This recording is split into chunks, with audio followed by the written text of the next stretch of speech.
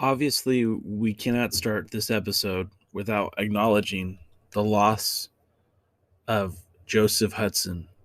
The man was known to many as the question mark, or Josephus, was suddenly and unexpectedly taken from us. Josephus passed away on February the 24th. He was an actor. He was a writer. He was a filmmaker. He was a musician. He was a teacher. But more importantly than any of those, the man was a father. Now, currently, there is a GoFundMe account that has been established to pay for the man's final resting expenses. Any funds collected above their goal will be placed into a trust fund for his 10-year-old son.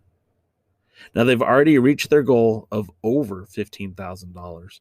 But if you could pay it forward, if you could help, if you could lend a hand, if you could make a contribution of any amount, as these sons will go for his son.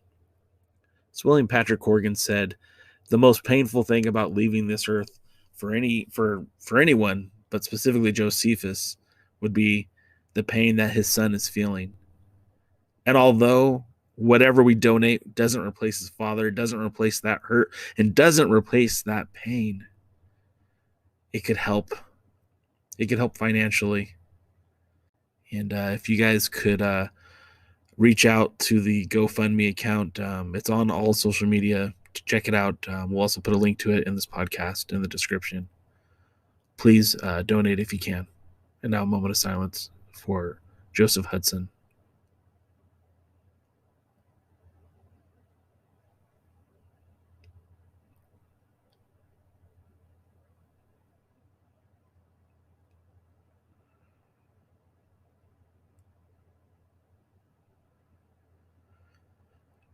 Rest in power. It's showtime. It's the pre-party with J. Cal. We are professional wrestling. I'm building an alliance. You are tuned into the absolute top of the mountain, the ultimate professional wrestling. Alliance-wrestling.com.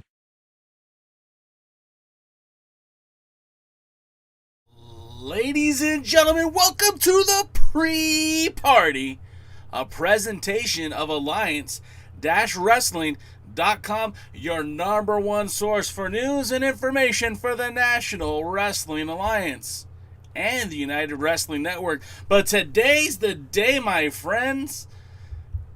I mean, sure, we could talk about the United Wrestling Network. They're on, guys. Memphis is on. They're in Port Charles now. They're in the Bay Area. That's great. They're gearing up for a pay-per-view. More announcements will be made soon, maybe even this week. The world title is coming to United Wrestling Network. They're going to be presenting that very, very soon. But the NWA is back!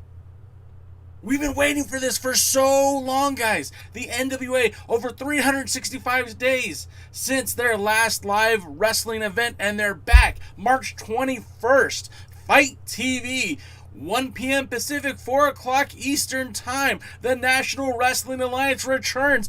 Holy crap, I'm excited. How about you? How about you? We've been sitting here waiting and waiting for the return of the National Wrestling Alliance, to see the 10 pounds of gold defended on television, on pay-per-view, to see the return of Thomas Latimer and Camille, to see Trevor Murdoch defend his National Heavyweight Championship, to see the Pope Elijah Burke defend the NWA television title, to see Serena Deeb defend that World Women's Championship in an NWA ring. Something she hasn't even been able to do yet. Guys, I am so fired up. I am pumped up. I'm just completely fired up. I hope you guys are too. This is the Pre-Party, like I said, a presentation of Alliance-Wrestling.com. You can follow us on all social medias at the Alliance blog. That's Facebook, TikTok, Instagram, Twitter. Of course, you're watching us on YouTube or on Twitch, and we appreciate you for doing so. Every Tuesday, we do this live stream, and this is one of the few podcasts. Of course, this is Pro Wrestling Podcast with my boys Gary Horn, Robert Stinson, and Will. Hey Will, with Will. I'm messing up. Sorry guys. We do that show. They do their show every week, and they talk NWA. But this is your home for the NWA. This is where we get real excited about the National Wrestling Alliance. I know they do too, but I mean, today is a huge, huge day. Now, the last week started off a little bit rough. I mean, or I guess this week, Saturday morning, that's when most of us discovered that the YouTube channel for the National Wrestling Alliance had been completely wiped clean. Now, a lot of people were theorizing why this was happening, and I know this is kind of late news, but let's go ahead and talk about it, right? Let's talk about why they stripped all the content off of YouTube and what that could potentially mean down the road. Well, the first things first is the apparently the National Wrestling Alliance has something worked out. Apparently that there's more to this return to action than just the pay-per-view, because this deal that they have with Fight TV, which is going to again kick off on March the 21st for the first pay-per-view, they will also be on that channel on Fight TV come March 23rd, that Tuesday following. So again, this is really, really cool. It's very, very exciting, and I'm glad a lot of you guys are here to check it out. But going back to that, there was so much speculation what was going to happen. Some people were already just throwing the NWA in the cellar. It's done. It's over. It's dead. That wasn't the case, clearly. Some people thought that McMahon had bought the NWA. I even went so far as to check recent stock transactions from the WWE front office to see if anyone might have sold some stock to make a large purchase. Nothing happened. There was no movement in the stocks whatsoever. Nothing happening. And then, of course, we get this announcement. I got to give credit to where credit is due. Our friends over at I want to make sure I say the name right. The Put You Over podcast, Stanley Streamer, and of course even our own Dave Scooby pointed this out on the NWA Discord for This Is the Pro Wrestling Podcast.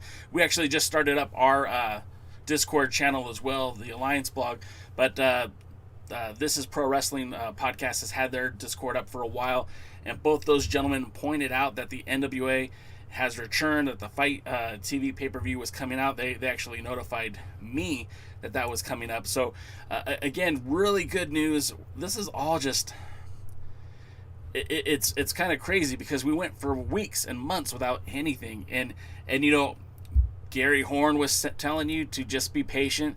I was telling you to just be patient, just to hang out, just to wait, because I was confident that the NWA was returning.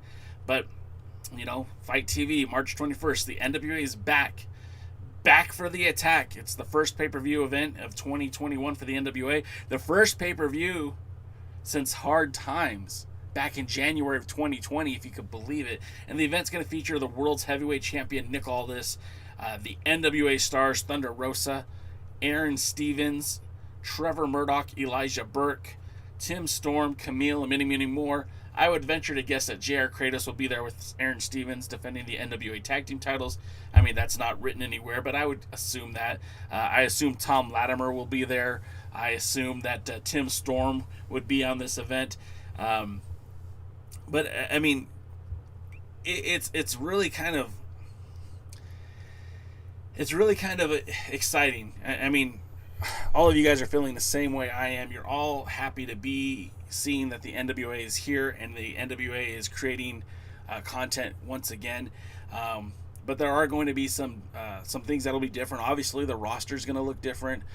Even the way that we watch the show is going to be different. It won't be on YouTube anymore. NWA Power will not be on YouTube.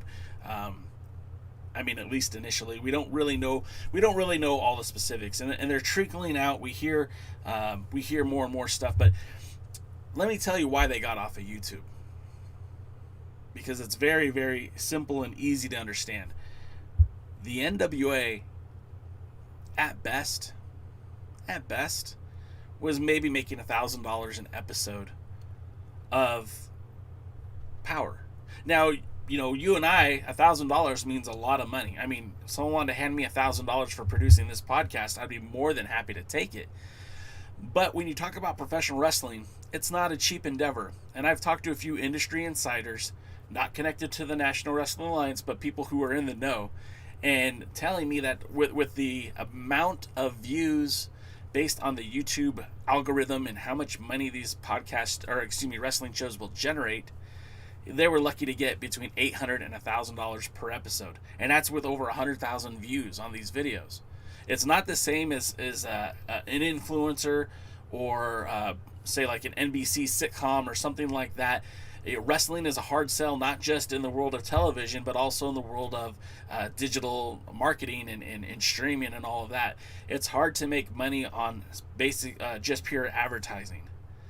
So, in order for the NWA to make money or to even break even, you got to remember when they were doing live events, the live television tapings, there was an admission charge, right? You could pay general admission $20 to get in. That's reasonable for every fan. But $100 usually was the price for the VIP tickets, which would allow you the opportunity to engage with the talent one-on-one. They were able to sell you merchandise in person. And again, those VIP experiences lent a lot more financial stability for the NWA. They were able to break even on some of their production costs associated with producing this event, producing these shows, based on what they did at the live gates. Now remember, televised wrestling has always been about an infomercial. It's a commercial. Televised wrestling is supposed to get you, the consumer, into the arena. Now obviously, with the way things are right now, with a global pandemic, with COVID-19, that's not accessible. We won't be able to attend these NWA television tapings. We won't be able to attend the pay-per-view. So they have to make their money back somehow. And like I said, one of the industry insiders I spoke to told me on the low end, on their humble budget, they were spending about $10,000 an episode to produce their content. Basically $10,000 for 1 hour of content. Now, that's not just wrestling talent, but that's camera operators, that's the directors, the people responsible for lighting, and then there's ancillary costs too that the NWA would have to face, like renting out the venue.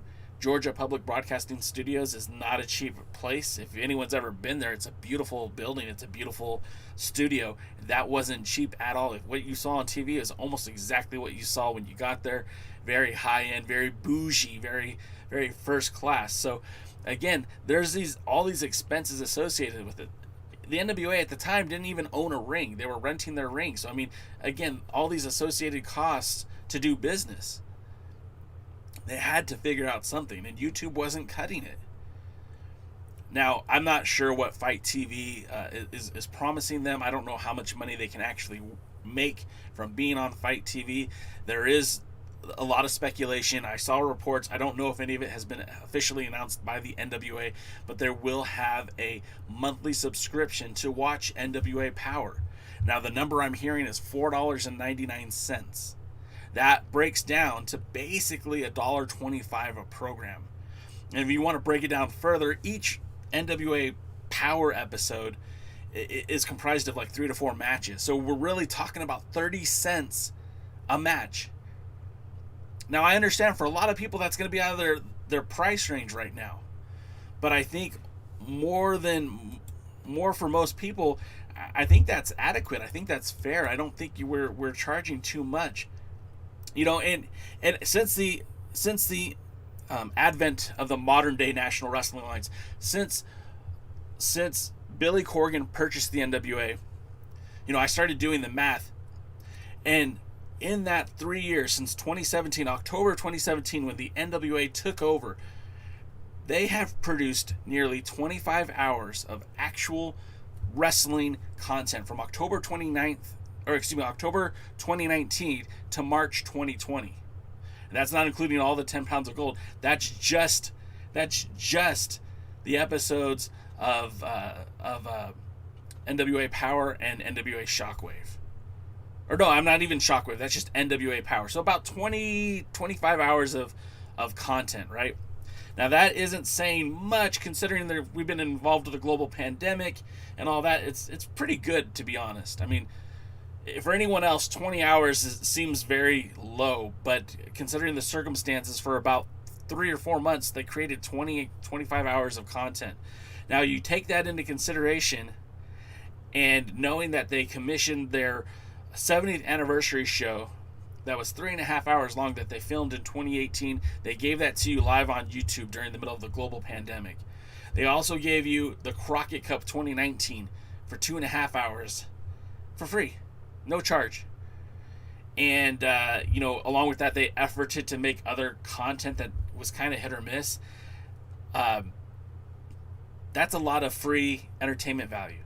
And if you chose, you could go on to pay, God forbid you have to pay for their pay-per-views that they offered in 2019, which was Into the Fire, Hard Times, and then that the New Year's special that they did back in January of 2019. And I'd say that's a pretty sweet deal. They only asked you to pay for about 7.5 hours worth of content over the course of 2 years. And you were giving countless hours of content and never even asked to pay for it. So I think if you undervalue what the NWA is doing, I think that says more about you as a person than the NWA. And I think now when they've come to this point where they are able to, offset some of their costs, put some of their production costs onto the consumer to ensure that we continue to get content. I mean, I'm looking forward to paying for it. I'm looking forward to being invested in this. I mean, between Fight TV and between the pay-per-views, I think there's a lot of opportunity for the fans to get some really unique content. What are your guys' thoughts? Is $4.99 too much for you? And if $4.99 is too much for you, what would be reasonable? Because we do know that unceremoniously, Primetime Live featured about 5 title matches and in total about 7 matches in all for the NWA. And of those matches, all the NWA content from Primetime Live was produced as NWA Shockwave. And those videos were receiving up to 100,000 views. Some of them even more than that.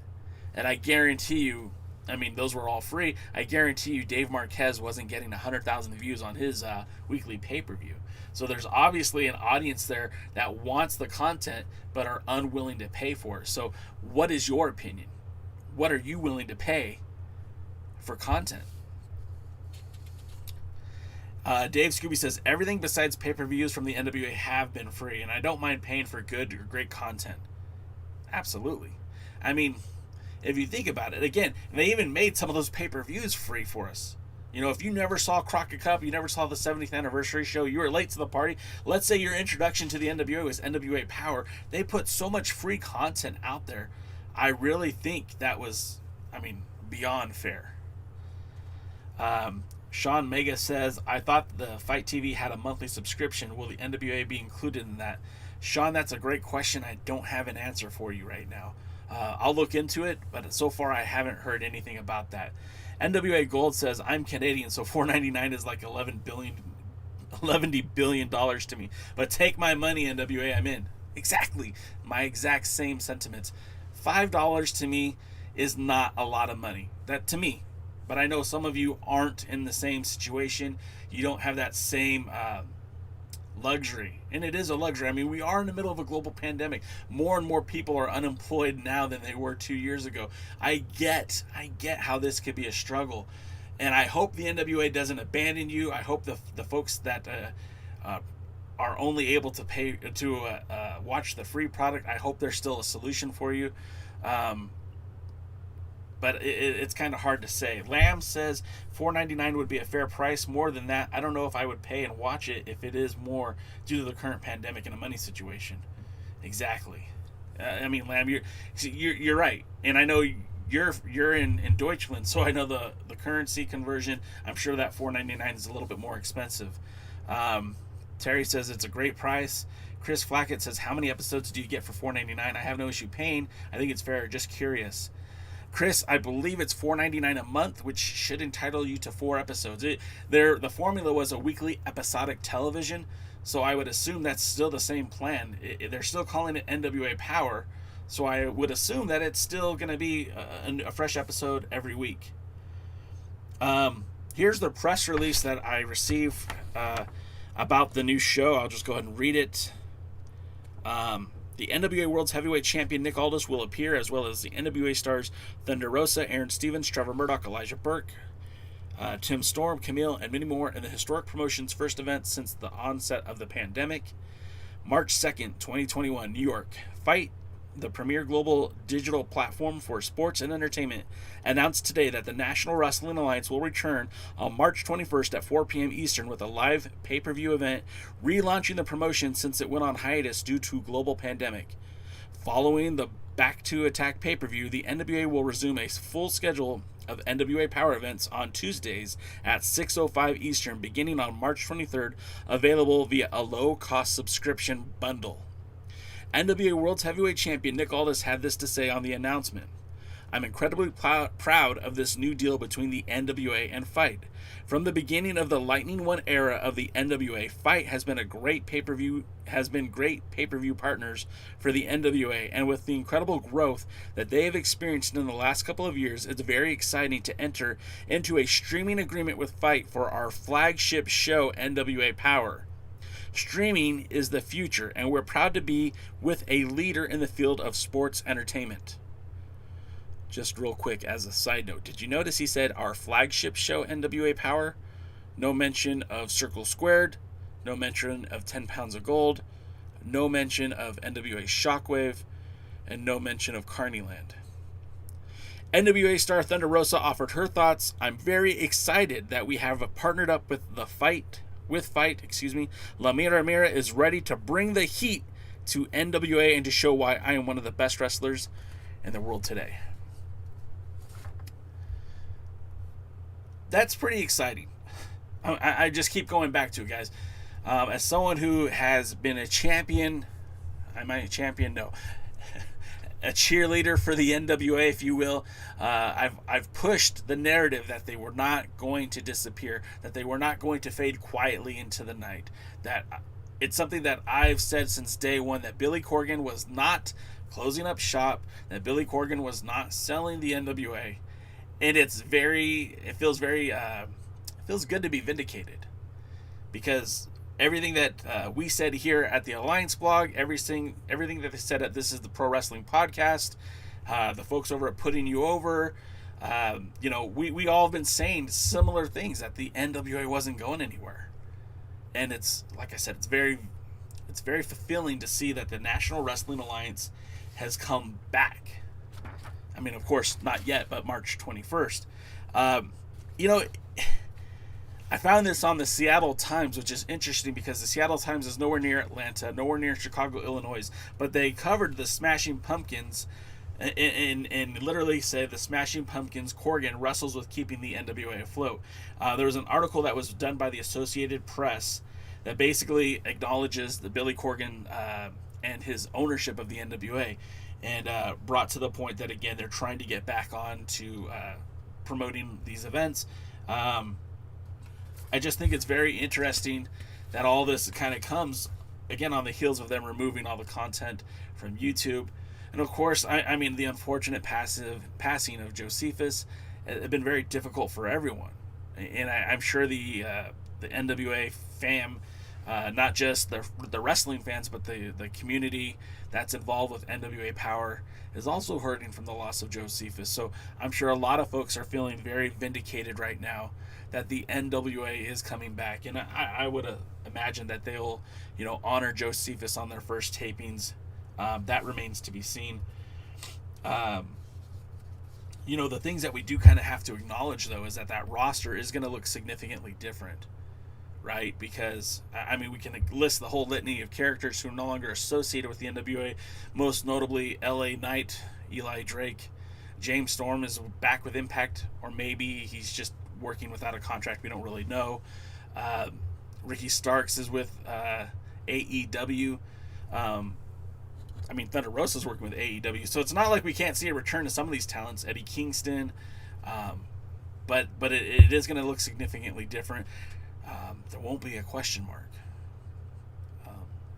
So it'll be interesting to see what happens. I'm really curious what you guys think. I'm reading some of your comments.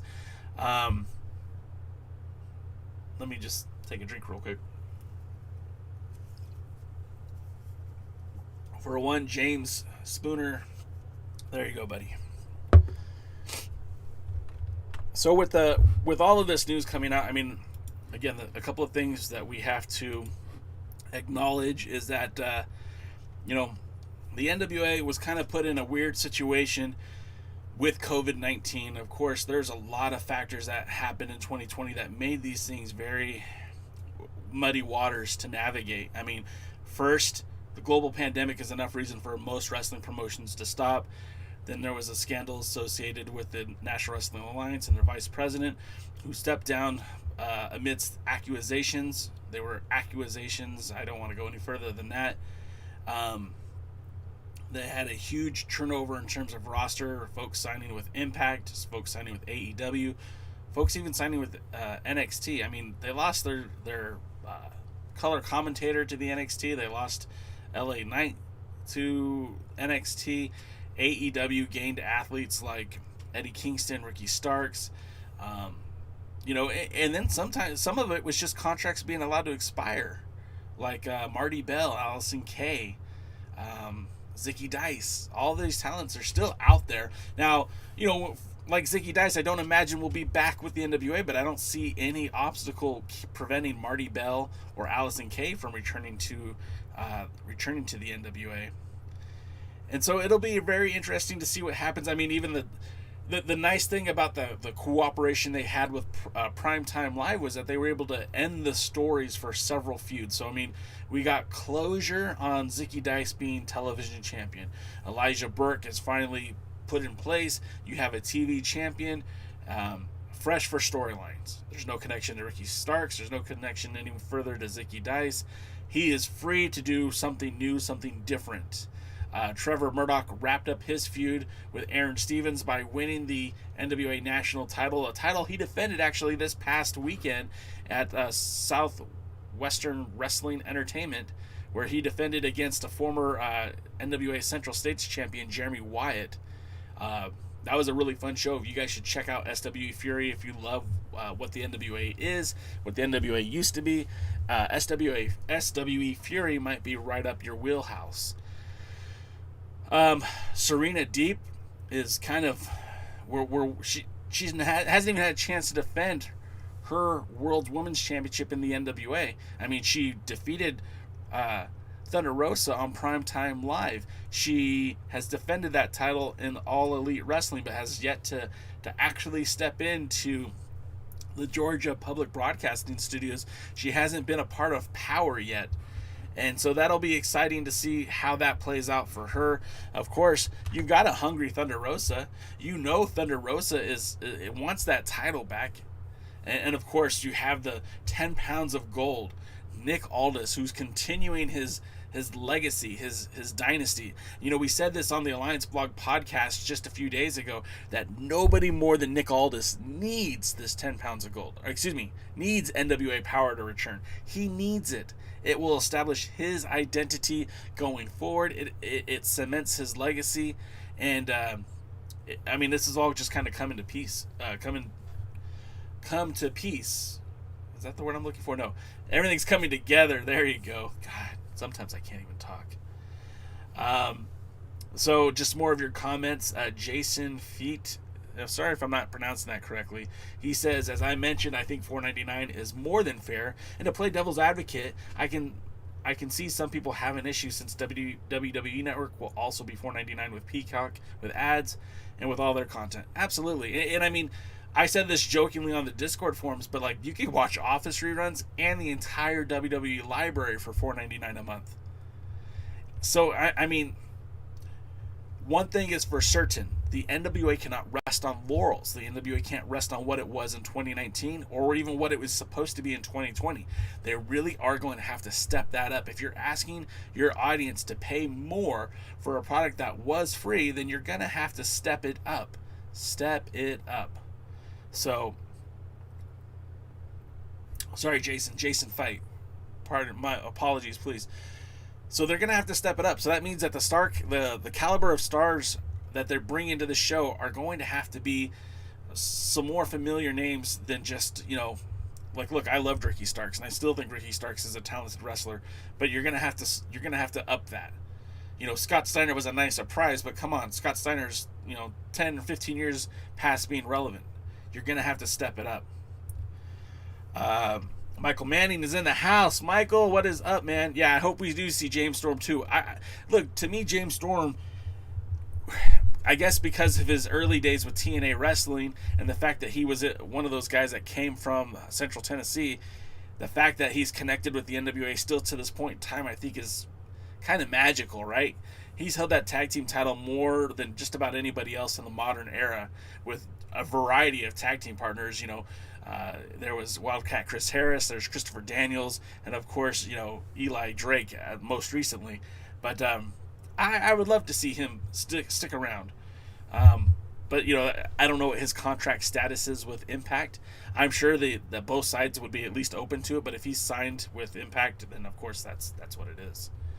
Chris Flackett says he would like to see Allison Kay return. Again, another huge talent that would be a perfect addition to the show. I mean, she had so much potential when Power... Remember when Power kicked off? We were so excited for Allison Kay because we didn't know that Thunder Rosa was waiting in the wings. And I still believe that Allison Kay has a ton of potential and really can help drive that women's division along with Thunder Rosa and Camille and Serena Deeb. So I hope they do bring her back as well.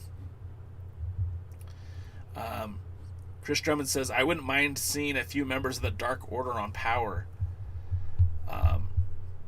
And then Terry McDermott also says, I may be wrong, but I think it's possible we see some new wrestlers. Terry, that's for certain. You'll see a lot of new talent. I mean, I think Kenny Morton, the son of Ricky Morton, is going to be one of the talents associated with the show. Chris says, members of the Dark Order. I mean, look, there's some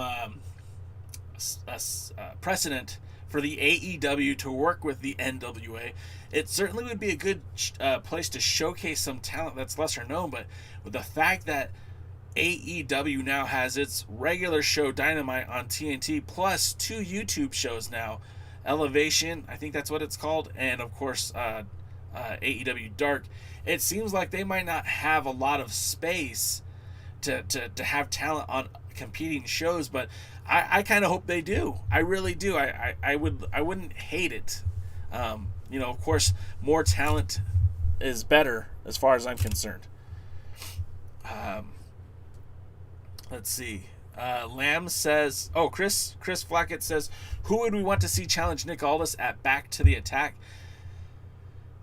I'm calling my shot here. I said it in the Discord forum. I'll say it here as well. I think it's going to be Carlito. I think Carlito has hot stock right now. He was just on Raw a few weeks ago.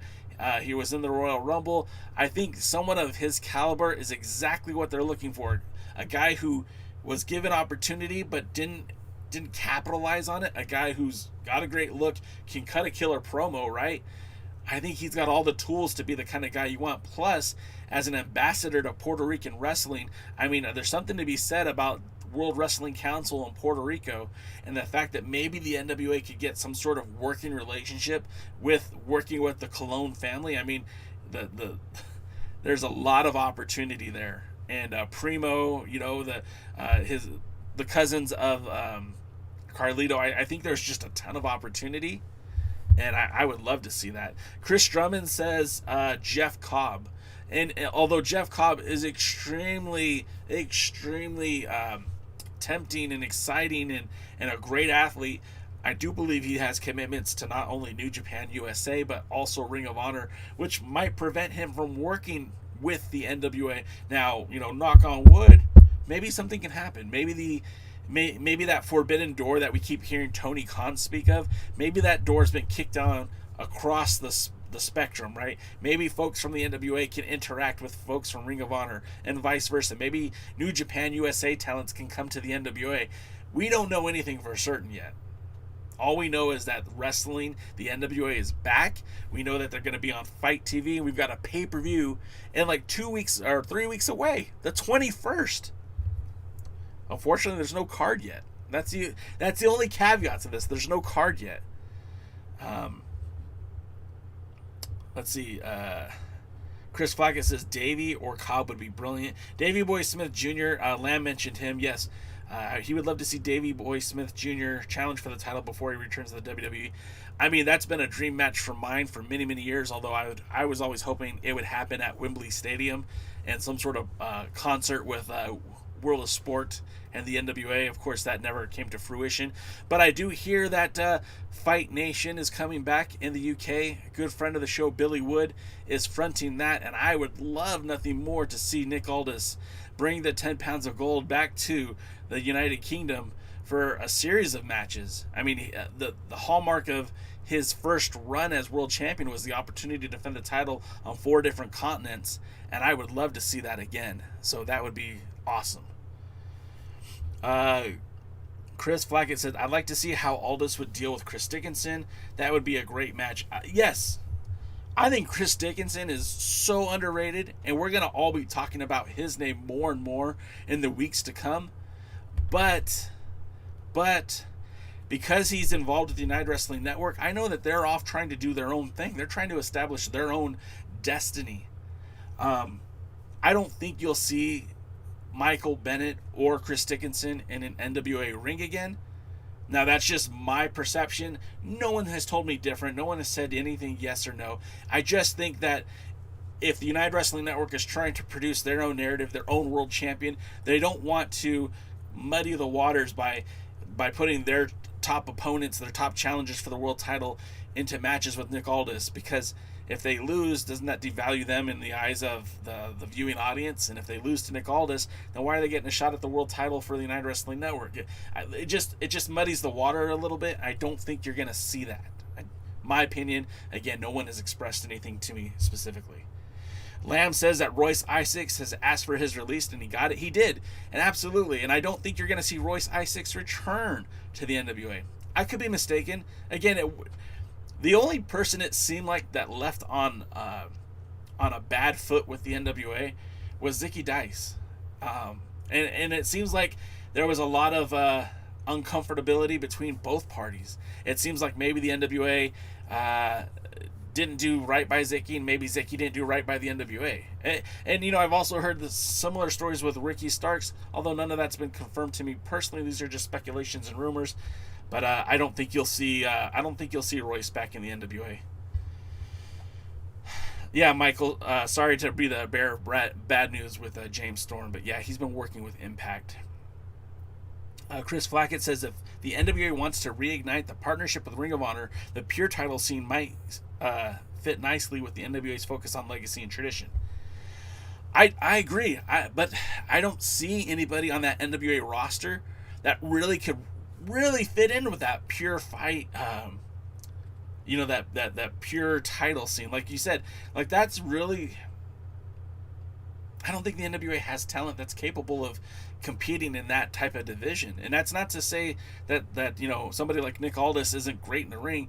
I just don't think he's technically as savvy as, say, maybe Jay Lethal or John Gresham. I mean, that's just me personally. I was really excited when WWE now, Tyler Rust was a member of that Pure Division tournament. He's a guy that exemplifies to me what pure wrestling is about, and I would have loved to see more and more of that. Chris Drummond, Big Chris Dog, says, would you take a risk on Michael Elgin? This one's tough, right? Because he has a sordid past as well. If the NWA doesn't want to touch Marty Scurll, why would they want to touch Michael Elgin?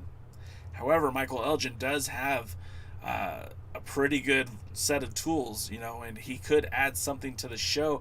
I just don't know if I would be willing to book him. A lot of it is kind of icky, I want to stay away from icky. I don't want to tarnish the NWA image. It's one thing to use a guy who maybe wasn't used correctly in the past. There's another to use guys who are surrounded by controversy, especially, with things outside of the ring. I don't think you want to bring that negative focus into what you're doing. Dave Scooby says, if each company does tapings every 4 or 5 weeks, maybe they can work on doing some crossover with talent. Absolutely. I mean, that's the cool thing, and it's something that I've been a proponent for since day one. The NWA, if they're taping in Atlanta, tapes 4 days, 3 days. I'm not sure what their schedule is going to be. I don't know exactly what their format is going to be going forward. But what we know is it was about 3 days a month. It would be one pay-per-view and 2 days of television taping.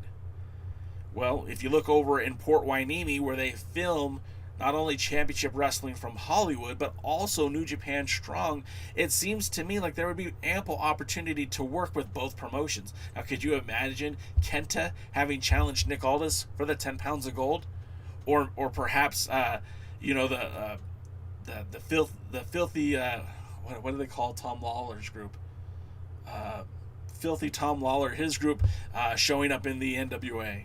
That includes guys like Chris Dickinson. That includes guys like, friend of the show, Danny Limelight, and JR Kratos of all people. So, there's a lot of opportunity. Plus, they've been working with guys like Fred Rosser at New Japan USA, who I think would be an excellent addition, exactly what the NWA would be looking for. So, again, we don't really know what's going to happen, but these would be some great moves. And the thing is, Nick Aldis said that, hey, they have to stand on their own. And he's right to a degree. But if there's opportunity to work with the greater good, that puts, again, no pun intended, a limelight, a spotlight, if you will, on the NWA, while creating a spotlight for New Japan Pro Wrestling. Danny Limelight said this famously. He's not a hater. He wants everybody to eat. I think this is the type of situation where everyone could eat from this. Breaking down that forbidden door that Tony Khan talks about quite often.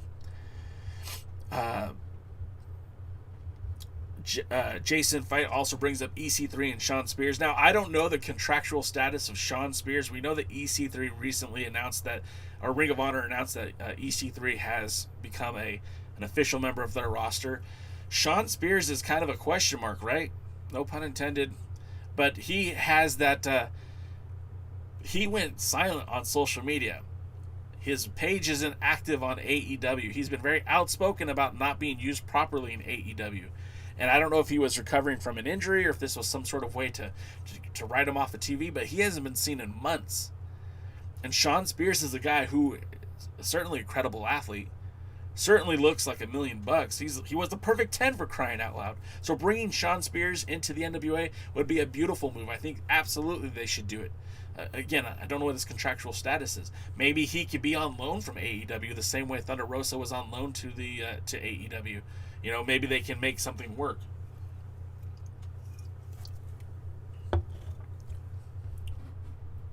Sean Mega says Conan wants to work with the NWA, and AAA has a ton of talent.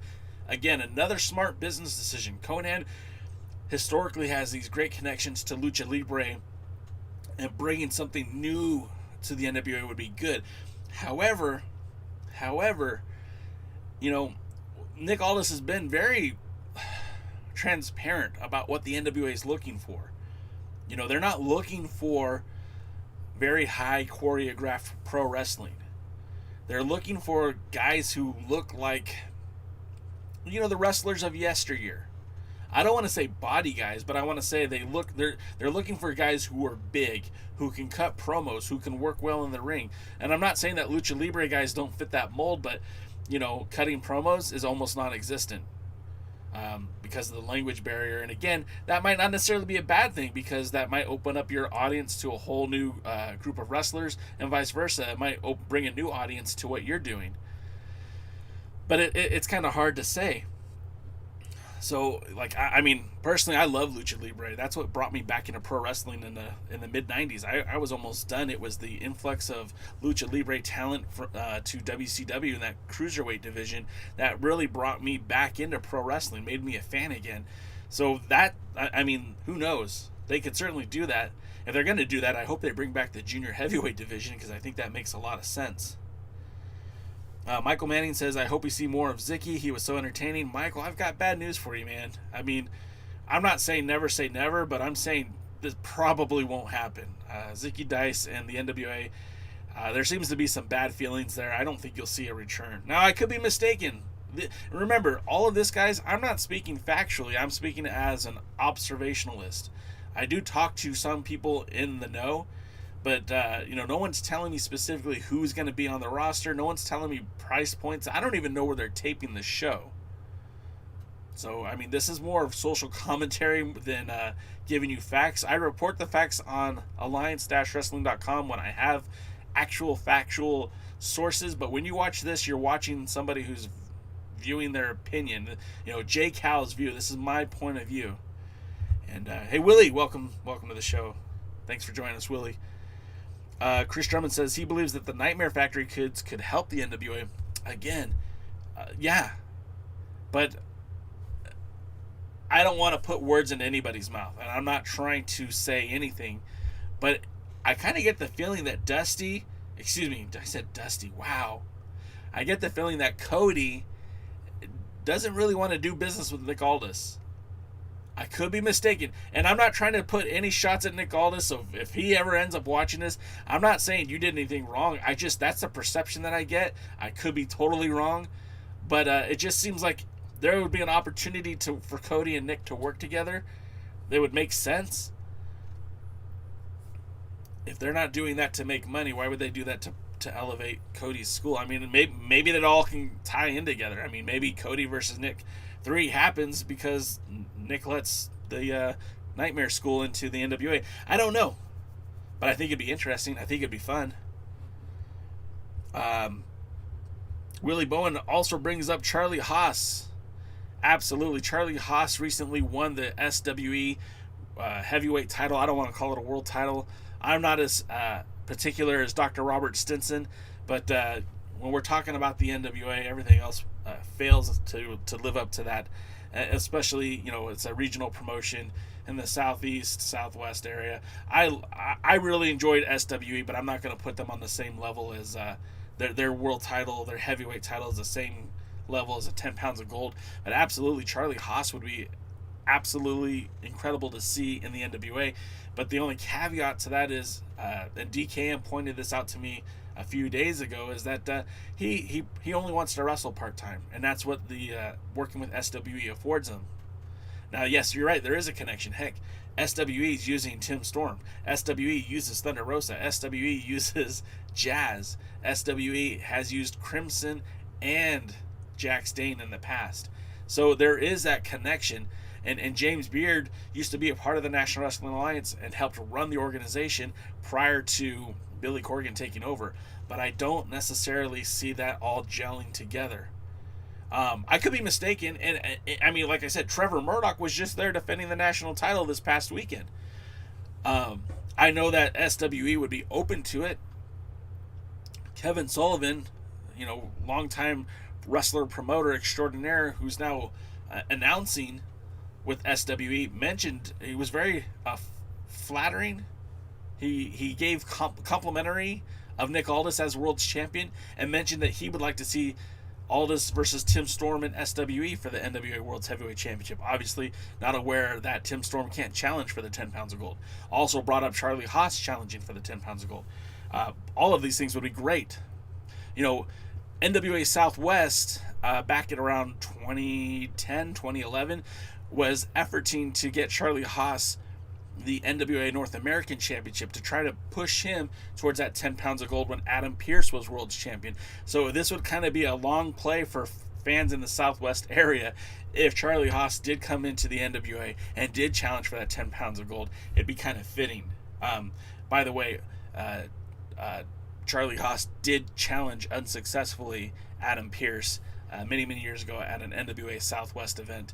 Of course, didn't win the title. Sean Mega says they're taping it in Atlanta in the same place, and I think that's great. They should be taping there. I think that's phenomenal. They should be. Terry McDermott noticed that Tim Storm is changing his demeanor, and again, I know SWE, their storylines don't exactly cross over to what the NWA is doing. We still will probably have Mama Storm's baby boy when we get back to the NWA. I don't think there will be any kind of lingering effects from SWE to the NWA unless something changes. Sean Mega also brings up Mance Warner, who's no longer in the MLW. Again, a lot of great talents, guys. A lot of these guys would be interesting, but we don't know because we don't know contract status. We don't know who's available. We don't know what kind of money the NWA is looking to spend. Remember, I don't want anyone to forget that the NWA, when this was first announced, when NWA Power first came to fruition, it was always the plan that there would be a core roster of NWA talents and then a roster of talents that would kind of come in and leave. It was like the that rotating platter, that lazy Susan. Talents would be here one week and then maybe not the next. We saw that with guys like Ken Anderson, Scott Steiner, to a lesser extent Colt Cabana. The long-term plans didn't involve these guys. They're long-term plans that they were come and to go. And so, again, you'll see, I think you're going to see a lot of faces show up initially, and they'll quietly exit into the background. You won't even really notice that they're gone because the storyline will change. Chris, no, the Dawsons could be a part of the NWA going forward, but they did lose a louver. Wow. They did lose a losers leave town match with the Bouncers when Eddie Kingston was managing the Bouncers, and this was kind of like the beginning, the genesis of the feud between Elijah Burke and Eddie Kingston that obviously never got to play out, where Elijah Burke came in looking for his 4 horsemen and settled for the Dawsons, and they went after Hernandez and Homicide and Kingston. And then Kingston brought in the Bouncers from Ring of Honor, who ended up turning on Kingston. It was very convoluted, which sometimes the NWA can get. But we'll see how that works. And Terry McDermott says, for years, George Animal still only wrestled in the summers. Exactly, part-time wrestling. So one thing I did want to talk about, because in the press releases and everything I've read, the NWA Power is becoming exclusive to Fight TV, which is okay, guys. Again, $4.99 a month. I think that's, for most people, that's doable, and I think it should be. But the thing that they haven't mentioned is the 10 pounds of gold. The thing they haven't mentioned was NWA Shockwave, right? The things they haven't mentioned were circled squared. Now, if we're getting back to the NWA Power that we were walking away from, that we lost, that was taken from us because of COVID-19, that was taken from us because of a global pandemic, because it was unsafe to promote wrestling events. Now that they're back to promoting wrestling events, I could only assume that we're going to see a return of the circled squared. I can only assume we're going to see a return of the 10 pounds of gold. And I can only assume that from Joe Galli's words that Shockwave will be back. There's opportunity to still take advantage of YouTube while not impacting, no pun intended, what they're doing with Fight TV. They can absolutely continue to produce the 10 pounds of gold, which I think they need to, right? Because look, there is an audience, there's a segment of the NWA audience that is so used to getting those weekly TV shows for free, NWA Power for free, that I say, let's keep those fans still around, but by enticing them with something different. So instead of giving them brand new episodes of Power, why not give them a match from Power and then surround that by historical matches from pay-per-views, matches from the first run of NWA Power, or clipped versions of NWA Power. Don't give them the whole story, or clip it into 30-minute shows as opposed to an hour shows. You could still keep those fans involved, and the reason why I say that is because at some point the NWA will return to promoting live events. Billy Corgan even said in the press release that they were working with, let me see here if I can find it real quick, that they were working to, here it is. What I didn't anticipate was how much people would love the format and want more of it and not less of it, Corgan said. In our downtime, we did a fan survey, and the number one thing was, don't get rid of Power. Fight has also arranged to offer the pay-per-view event via its cable and satellite partners, meaning that the people that work with Fight TV to offer, in-demand and direct TV and all that sort of stuff, there's still opportunity for the NWA to be on those pay-per-views. Corgan would go on to say, I feel like we're finally taking the steps we were hoping to take a year ago. Unlike well-funded major wrestling companies that survived on TV money, as touring stopped during the pandemic and fans were largely banned from attending events, the NWA was one of several smaller promotions forced to suspend operations.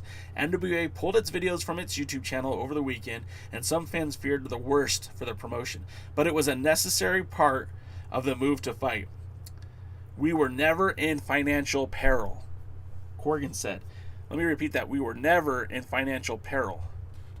We were totally on a growth pattern. The plan for last year, before things kind of hit the skids, was to start pivoting. We were in discussions with Live Nation about running live events to help bring in revenue and expand who was watching the product. It was more about growing pain stuff, but we didn't have any problems internally with the product. So meaning, the goal all along was to start producing live events. If you start charging your fans without giving let me rephrase that. If you only are catering to the fans that are paying right now, you might be alienating fans who would pay for those live events later down the road. And again, you're still trying to horse people in to get pay-per-views. You're still trying to rope them in to watch the product. So if you give them smaller offerings on YouTube, you're still generating income from YouTube, much smaller scale, right? You're still trying to get them to basically, it's still your infomercial, but now it's an infomercial for what they're doing on Fight as opposed to the live events that they were doing 2 years ago. I see that as a win-win, and I hope that's what they continue to do. The 10 pounds of gold should be free. 10 pounds of gold is your quite literal documentary series that could bring more and more fans to the NWA. If you put that behind a pay window, you're limiting the audience that you can reach, and I think that's a huge mistake. So I think 10 pounds of gold should still be free. I think Shockwave should still be free. Like I said, an edited down version, a watered down version of Power, or maybe one match from Power and a lot of historical matches from the last 3 years of the NWA. Not sure exactly how to do it, but I still think it would be smart to keep that content continuing on YouTube. So let's see more of your comments. Chris forgot about the loser leaves town match. No problem. Sean Mega says Live Nation is a huge deal. They own everything. Exactly. But the NWA still, I mean, we have to remember, guys, although the name on the brand is 73 years old now, it's still in its infancy with Billy Corgan. We're talking about a promotion that literally has only been around since 2017, and for the last year was on hiatus. I mean, that's crazy to think about, guys. If you were their accountant, you would be telling Billy Corgan that he could write off all of the losses for the NWA for the first 5 years. I mean, they haven't even hit that mark, that milestone yet. They haven't been in business for 5 years yet. They've already done pay-per-view. They've already had events in top NWA cities of historically. Nashville, Charlotte, Atlanta, right? And now they're going back to Atlanta to do more TV, and in such a short amount of time. Take out of the equation that Billy Corgan's the owner. For any wrestling promotion to do this much, this quickly, this fast, I mean, it's quite remarkable. It is. You know, they didn't come in and spend a ton of money. They didn't try to buy up their competition or grow the company by buying rivals. I mean, they didn't do the old Jim Crockett Promotions deal, right? They didn't go buy their competition. They set out their plan to do things, and they worked that plan. Some of it worked, some of it didn't. Lamson says, didn't Texas just announce that they're opening up everything again? Maybe a live event there. Yeah, they did, which I think is a very dangerous precedent, and I don't recommend it. But I'm one of these people that believe the science and less about the theories, so that's all I'll say about that. Chris Drummond says, Enzo commented on the NWA post on Instagram. I mean, look, Enzo's a guy, love him or hate him, he generated heat. People were talking about Enzo a lot, and especially over the weekend with him and Big Cass. I don't know the name he's going by now. I mean, Cass is looking shredded. Cass looks like a monster. Cass would ultimately benefit from being on the NWA, because if he had to do anything to prove that he's ready to go, I mean, look at what the NWA did for Ricky Starks. Look what it did for Eddie Kingston, Colt Cabana, Tasha Steelz, Thunder Rosa. I mean, it made these talents who were either unknown or lesser known almost into household names. And at least with the greater wrestling fan base, at least with the AEW, with TNA, Impact, I think it really does create opportunity. So even in a short interim, Enzo and Cass could be huge for the NWA. And I don't like Enzo, but I know he generates interest. He creates buzz, and in a positive way, not just negative. So it'll be interesting. Another person I think we haven't talked about, I think would be a great addition to the roster, Bully Ray, but that's a topic for another time. Chris Flaggett says 10 pounds of gold gave events A sports-like feel that really differentiated the product from everything else around. Whether paid or free, I definitely think the 10 pounds of gold should continue. Agreed. And I think it should be free because, again, you're trying to entice pay-per-view buys, right? If it's only behind a pay window, then only the people paying for the product currently are going to see it. But if you make that accessible to everybody, gosh, you're creating so much hype and so much opportunity for more fans to see these pay-per-views. If you're putting it behind a pay window, you might not get that opportunity. And maybe all it takes is one pay-per-view to hook somebody to get them to buy your weekly show. I see it as a win-win. I think it's a plus for everybody, for Fight TV, for YouTube, for the NWA. I mean, and for the fans. Let's not forget about the fans. We're an important part of the cog. There is no NWA without us. Look, and it's been stated many, many times, if it wasn't for the demand from the audience, the demand for a return to power, we probably wouldn't be getting that back. That's what has been driving Billy Corgan, what's been driving Nick Aldis. So, of course, I really think that that's a huge opportunity. And Terry says it perfectly. You need free samples. Absolutely. You know, you're at the mall. I don't know if they do this anymore. With COVID-19, they probably don't. But when you go past that food court and they hand you that toothpick of chicken, and you're like, hey, that's delicious. I'm going to go get some chicken. It's the same thing. If I'm a fan of wrestling and I happen to stumble across the NWA, I know who the NWA is without really knowing who the NWA is. And I'm like, oh, I've heard of this Nick Aldis guy. I've heard of this Trevor Murdoch. I used to watch him in the WWE. Or, oh, I know Elijah Burke from Impact Wrestling. He used to be an announcer. That's how you're going to get people back into the product. And especially if they're using guys, I'm not saying they are, but if they're using guys who had that opportunity to shine in the WWE and for whatever reason just didn't pan out, people are going to be there. People are going to be there to see it. And Chris says TV is the shop window. Exactly. I mean, the TV was never meant to be the end product. The end product was always the fan being at the show.